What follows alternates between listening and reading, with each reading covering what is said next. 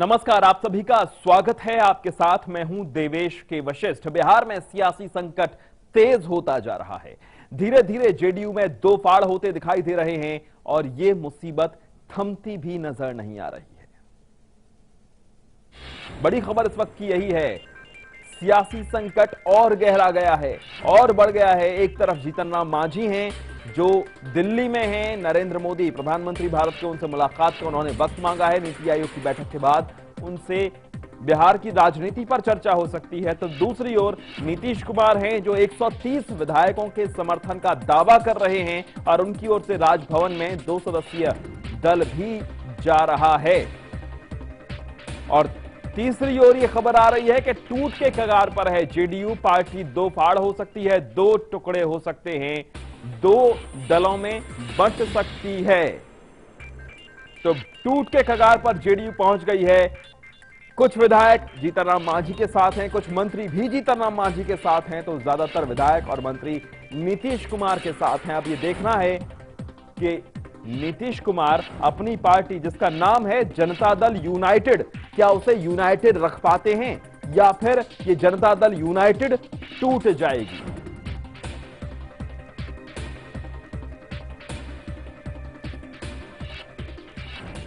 जब शक्ति परीक्षण की बात होगी तो विधानमंडल के साथी से संपर्क में हम लोग हैं और विधानसभा के साथियों से सहयोग तो हम मांगेंगे।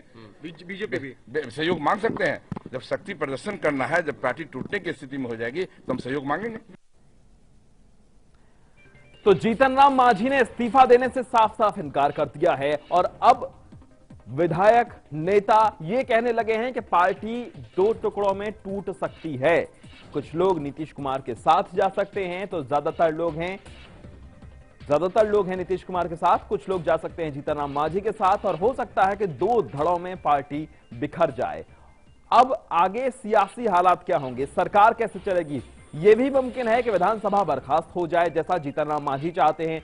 यह मुमकिन है कि नीतीश कुमार अगले मुख्यमंत्री के तौर पर शपथ लें जैसा उनका दावा है कि 130 विधायक उनके साथ हैं और वो स्पष्ट बहुमत से ज्यादा है। राजभवन में राज्यपाल से मिलने वो जा रहे हैं। एक गणित यहां बन सकता है जब जीतन राम मांझी दिल्ली पहुंच रहे हैं और प्रधानमंत्री से उनकी मुलाकात होगी। इस मुलाकात के बाद क्या होता है, यह देखने वाली बात होगी। लेकिन जरूरत पड़ने पर जनता दल यूनाइटेड बिखर सकती है, टूट सकती है। इस वक्त की बड़ी खबर यही है। बिहार की राजनीति में पिछले 48 घंटों में जो उथल पुथल हुई है वो बिहार की राजनीति का एक काला इतिहास कहें या ये कहें कि यह ऐतिहासिक हुआ है। जो कुछ हुआ है वो अलग हुआ है। लोगों ने इससे पहले ऐसा सियासी माजरा नहीं देखा। विपक्ष की जरूरत ही नहीं है। जनता दल यूनाइटेड में ही दो फाड़ हो गए हैं। एक तरफ पार्टी के सबसे बड़े नेता नीतीश कुमार, वो अपने ही मुख्यमंत्री की खिलाफत में सारे समीकरण बैठाने में जुटे हैं।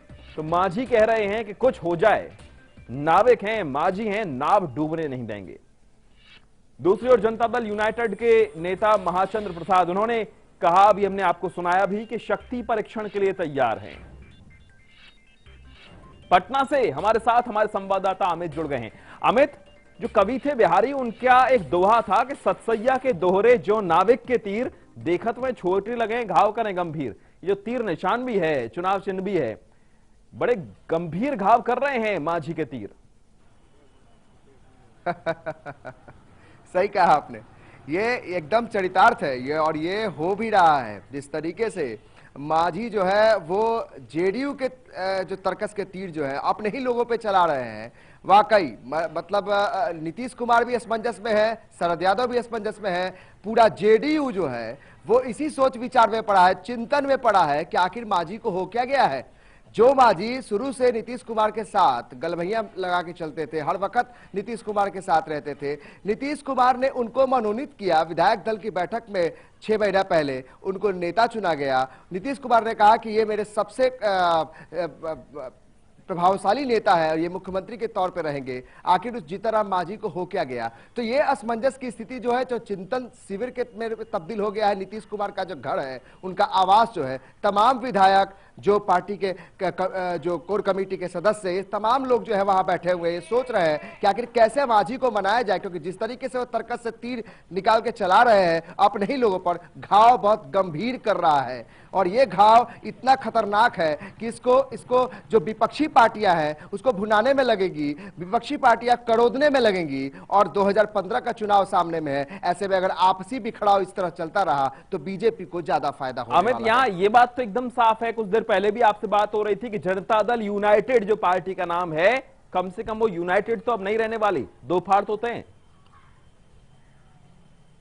बिल्कुल तय है, क्योंकि जिस तरीके से आप कल ही देख लीजिए, जब इन्होंने मीटिंग बुलाई, जब कैबिनेट की मीटिंग बुलाई, उस समय तमाम जो नीतीश कुमार के सिपह सलार थे, जो कल तक जीतनराम मांझी के कैबिनेट के सुर्खियों में रहते थे, उनके साथ उठते बैठते थे, वो तमाम लोग बाहर निकलते हैं। एक बार में 21 मंत्री जो है वो बाहर निकल के कहते हैं कि हम इनका विरोध करते हैं, बाइकाट करते हैं। यानी जिस तरह की यूनिटी की बात कही जाती थी, नीतीश कुमार हमेशा कहते थे कि अनुशासन की जो सीधी सादी जो तस्वीर है वो जेडीयू है, यानी जनता दल यूनाइटेड, इसीलिए जनता दल है क्योंकि वो यूनाइटेड है।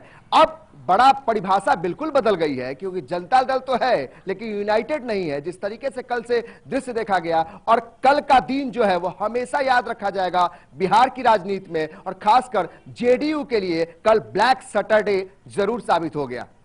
बहुत शुक्रिया आपका इस बातचीत के लिए। तो वो गाना है ना नीतीश कुमार के लिए, मांझी जब नाव डुबोए तो कौन बचाए, लेकिन जीतनराम मांझी कह रहे हैं कि नाव डूबने नहीं देंगे। और बिहार में सियासी संकट गहराता जा रहा है।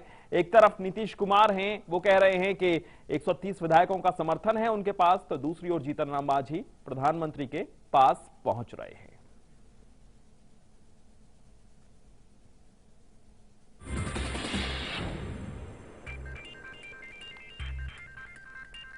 सरकार बनाने का दावा पेश करेंगे। एक तरफ नीतीश कुमार को जदयू विधायक दल की बैठक में नया नेता चुन लेने के बाद नई सरकार के गठन की कवायद तेज हो गई है। सूत्रों के हवाले से खबर है कि आज जेडीयू के 2 सदस्यीय टीम राज्यपाल केशरीनाथ त्रिपाठी से मुलाकात करेगी और 130 विधायकों की सूची राज्यपाल को सौंपेंगे। तो दूसरी ओर मांझी दिल्ली आ गए हैं। वो पहले से ही निर्धारित कार्यक्रम के तहत दिल्ली में नीति आयोग की बैठक में हिस्सा लेंगे। बिहार के 20 मंत्रियों ने इस्तीफा दे दिया है। सभी 20 मंत्रियों ने राजभवन पहुंचकर राज्यपाल को अपना इस्तीफा सौंप दिया। इससे पहले सीएम मांझी ने इन सभी मंत्रियों को बर्खास्त करने की सिफारिश की थी। इसके बाद इन सभी मंत्रियों ने अपना इस्तीफा राज्यपाल को सौंप दिया है। इससे पहले मांझी की जगह पर नीतीश कुमार को विधायक दल का नेता चुना गया था। तो नई सरकार के गठन की कवायद तेज हो गई है। सूत्रों के हवाले से खबर आ रही है, अभी सरकार नीतीश कुमार के नेतृत्व में चलेगी या विधानसभा भंग होगी।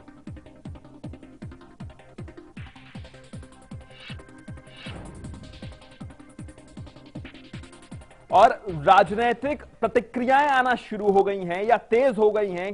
केसरी त्रिपाठी क्या कह रहे हैं? उन्होंने कहा है कि सब कुछ बीजेपी का किया धरा है। केसी त्यागी ने यह हमला किया है। मौजूदा राजनीतिक समीकरण जो बिगड़े हैं वो अमित शाह के इशारे पर बिगड़े हैं। बीजेपी नहीं चाहती कि नीतीश कुमार फिर से मुख्यमंत्री बने, ये केसी त्यागी ने कहा है। बीजेपी पर हमला बोला है। अब डैमेज कंट्रोल के लिए जुट गए हैं। ठीकरा बीजेपी के सिर कैसे फोड़ा जाए, मौजूदा राजनीतिक हालात के लिए बीजेपी जिम्मेदार है। कहीं ना कहीं मांझी की बीजेपी से बढ़ती नजदीकियों को भी रेफरेंस दिया जा रहा है। तो साफ साफ ये कहा है कि भारतीय जनता पार्टी नहीं चाहती है कि नीतीश कुमार ताकत में आए, मुख्यमंत्री बने। केसी त्यागी ने यह कहा है। श्री अमित शाह इसके संचालक हैं और उन्हीं के इशारे पर जनता दल में टूट हुई है। उन्हीं के इशारे पर विधानसभा को भंग कराने के प्रयास जारी हैं। हमारे पास 130 का मैजिक नंबर है। मोदी और श्री अमित शाह किसी भी हालत में नहीं चाहते कि श्री नीतीश कुमार बिहार के मुख्यमंत्री बने। तो केसी त्यागी ने क्या कहा ये तो आपने सुन लिया, लेकिन भारतीय जनता पार्टी के बिहार के नेता क्या कह रहे हैं, जरा ये भी सुन लीजिए।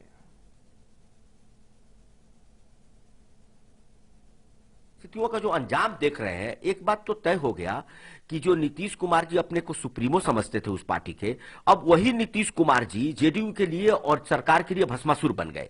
तो बिहार की जनता सब देख रही है कि आप विकास की बात करते हैं, एक तरफ आप अपने पार्टी को नहीं बचा सकते, तो अब जेडीयू के लोगों को सावधान होना चाहिए कि इतने ऐसे भस्मासुर आ गए हैं तो जेडीयू का अस्तित्व रहेगा नहीं रहेगा। इन सब के लिए अगर दोषी माना जाए तो जदयू के राष्ट्रीय अध्यक्ष शरद यादव और पूर्व मुख्यमंत्री नीतीश कुमार है। दोनों की अपनी अपनी महत्वाकांक्षा है। इस महत्वाकांक्षा में और जदयू के अंदरूनी झगड़े के कारण आज बिहार में राजनीतिक संकट उत्पन्न हो गया है। तो यहां यह तय है कि जेडीयू जनता दल यूनाइटेड टूट के कगार पर है और अपनी अपनी महत्वाकांक्षाओं की वजह से यह हो रहा है। भस्मासुर कौन है, जैसा नेता कह रहे हैं, ये वही समझें। एक छोटे से ब्रेक के लिए हम यहां जरूर रुकेंगे। ब्रेक के बाद भी खबरें जारी हैं।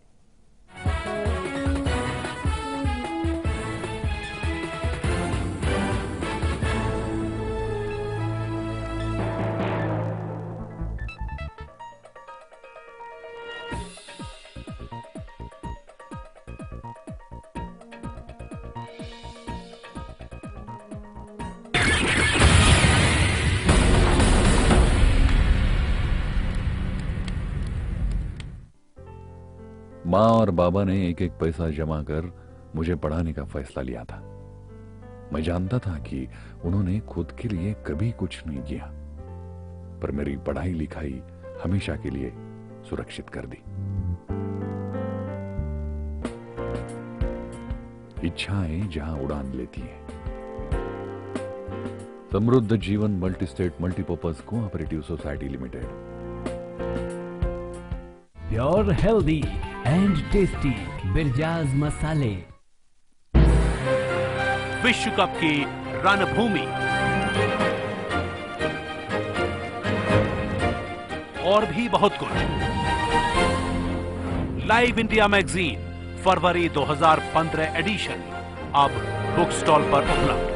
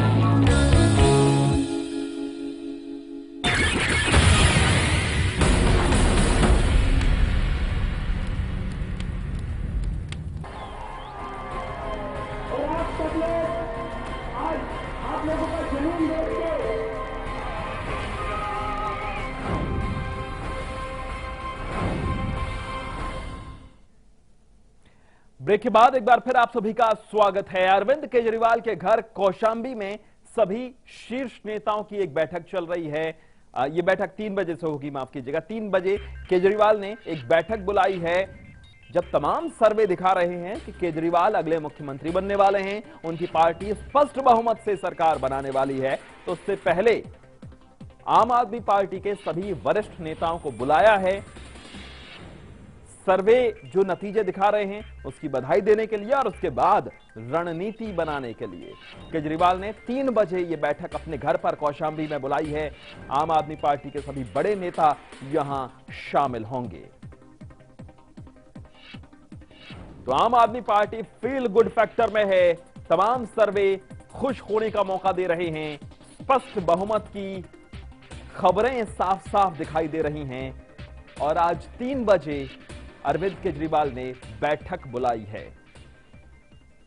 पिछले करीब 6 महीने से, तकरीबन 6 महीने से आम आदमी पार्टी ने रणनीति के तहत दिल्ली में गली गली में, घर घर में, हर मोहल्ले में जिस तरह से प्रचार अभियान चलाया, डोर टू डोर कैंपेन किया, वॉलंटियर्स का साथ लिया, युवाओं को एक नए तरह से प्रचार में इस्तेमाल किया, उसके बाद अब तमाम बड़े नेताओं को जिन्हें जिम्मेदारी दी गई थी उनकी पीठ थपथपाने के लिए और आगे की रणनीति बनाने के लिए अरविंद केजरीवाल ने अपने घर पर यह बैठक बुलाई है।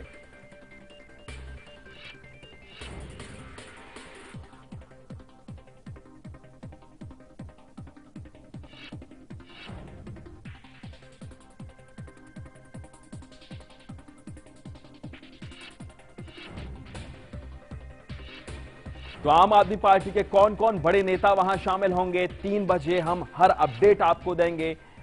लेकिन मनीष सिसोदिया या गोपाल राय या कुमार विश्वास, आशुतोष, तमाम बड़े नेता जो हैं, आशीष खेतान, वो तमाम लोग कोर कमेटी के सदस्य या प्रचार अभियान समिति जो थी उसकी जिम्मेदारी संभालने वाले लोग, वो तमाम लोग यहां होंगे। केजरीवाल के घर पर शीर्ष नेताओं की बैठक होगी।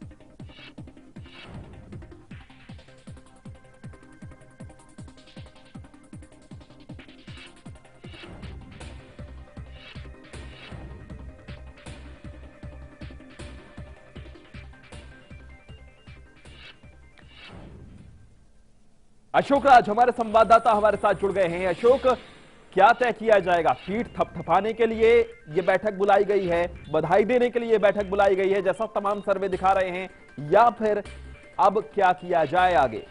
देखिए, ये पार्टी की आंतरिक बैठक है और अरविंद केजरीवाल चुनाव के पहले जो मेहनत या फिर जैसे स्ट्रेटेजी पे काम किए हैं उस मुद्दे पर एक तो बातचीत होगी कि कितना सफल रहा, कितना कारगर रहा, और साथ में जो शीर्ष नेता हैं या फिर जो लोग काफी समय से चुनाव प्रचार में या फिर इलेक्शन के मुद्दे पर बिजी थे, उन लोगों से बात कर उन लोगों से रिपोर्ट या फिर बहुत दिनों से जो मुलाकात नहीं हो पाई थी, क्योंकि सबको पता है कि अरविंद केजरीवाल चुनावी जनसभाओं में इतने बिजी थे, एक दिन में 4-4 जनसभाएं कर रहे थे। तो ऐसी स्थिति में कई ऐसे कार्यकर्ता हैं, वॉलंटियर्स हैं जो सक्रिय हैं, यानी कि वो वॉलंटियर्स नहीं जो हजारों का तादाद, लाखों का तादाद में हैं, लेकिन उन लोगों को जिनको जिम्मेदारी दी गई थी उन लोगों से एक मुलाकात होगी। शीर्ष नेता होंगे मौजूद वहां पे, तकरीबन पीएससी के सभी नेता मौजूद होंगे, और आगे किस तरीके को पार्टी को शेप देना है, किस तरीके का vote of thanks of vote जो है वो कैसे मैसेज देना है आगे सोसाइटी में, इन सभी मुद्दों पर लेकर बातचीत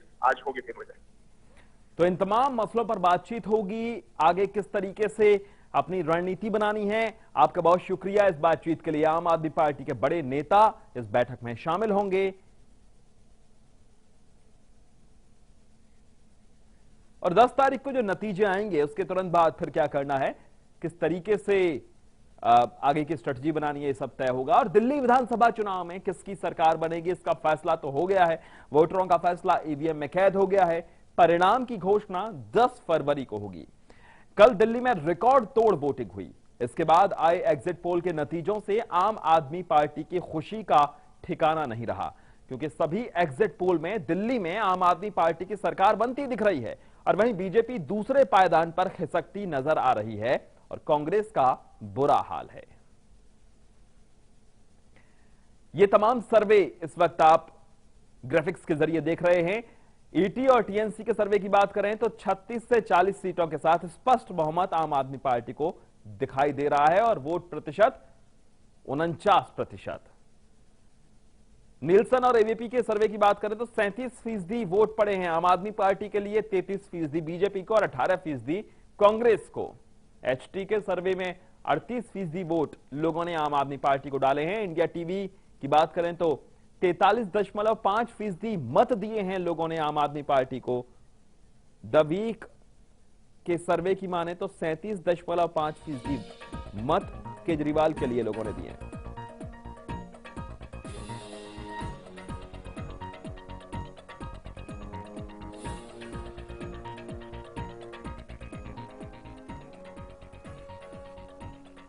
और तमाम एग्जिट पोल से एक संकेत साफ मिल रहा है कि दिल्ली में आम आदमी पार्टी की सरकार बनेगी।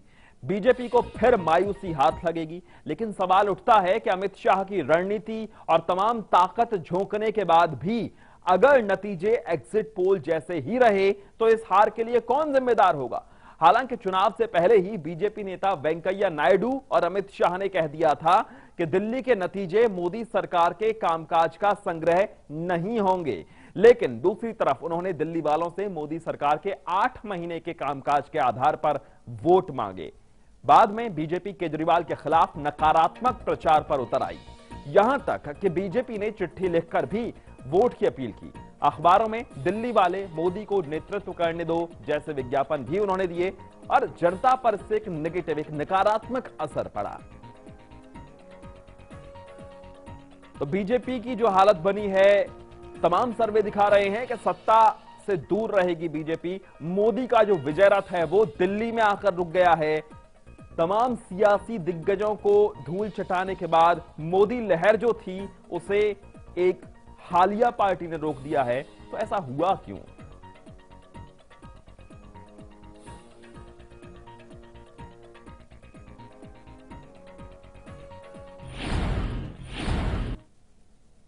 तो सवाल यही है कि ऐसा हुआ क्यों? बीजेपी को आखिर इस स्थिति का सामना क्यों करना पड़ा? कैसे मोदी की हवा रुक गई? कैसे मोदी का रथ रुक गया? क्या चुनाव से पहले ही बीजेपी ने हार मान ली थी? सवाल यह है तमाम कार्यकर्ताओं के मन में, क्या यह बात आ गई थी कि इस बार सरकार उनके हाथ से निकल रही है, सत्ता नहीं मिलेगी? अमित शाह, वेंकैया नायडू ने दिल्ली के नतीजों को मोदी सरकार के कामकाज पर जनमत संग्रह मानने से इनकार क्यों कर दिया था? जबकि बाकी राज्यों में मोदी अपने दम पर बड़े आत्मविश्वास से बात करते थे। दिल्ली में चुनाव को लेकर फैसले अमित शाह ने लिए, तो फिर अब इस स्थिति के लिए कौन जिम्मेदार है? प्रधानमंत्री ने केंद्र सरकार के 8 महीने के कामकाज पर वोट मांगे और अगर नतीजे इसके खिलाफ रहते हैं तो कौन जिम्मेदार है? क्या प्रधानमंत्री और अमित शाह दिल्ली के नतीजों की जिम्मेदारी अपने ऊपर लेंगे या किरण बेदी को? जैसा कहा जा रहा था, हार गए तो किरण बेदी, जीत गए तो मोदी, क्या वही होगा? चुनाव में जो नेगेटिव कैंपेनिंग हुई, नकारात्मक प्रचार किया, उसका क्या बीजेपी को नुकसान हुआ?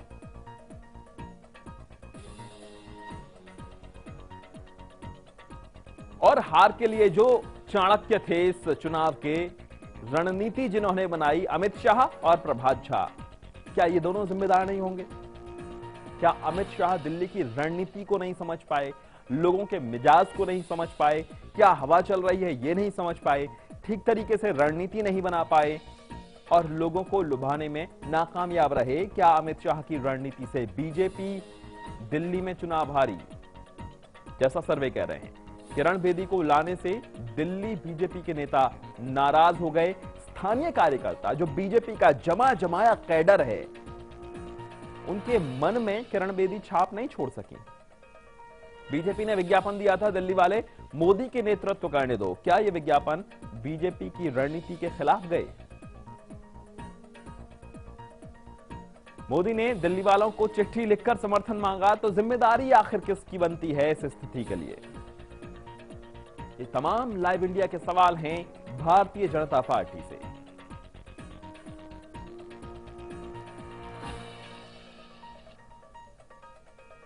क्या केजरीवाल पर निजी हमलों ने नुकसान पहुंचाया? सबसे बड़ा सवाल यह है, केजरीवाल को फायदा पहुंचाया जितना भारतीय जनता पार्टी ने निजी हमले किए, जितनी बार बच्चों का नाम लेकर या निजी हमले किए, क्या उससे केजरीवाल को फायदा हुआ, आम आदमी पार्टी को और फायदा हुआ और बीजेपी को नुकसान? सवाल यह है, केजरीवाल के खिलाफ जो बयानबाजी हो रही थी, क्या वो बीजेपी की हताशा का परिणाम थे?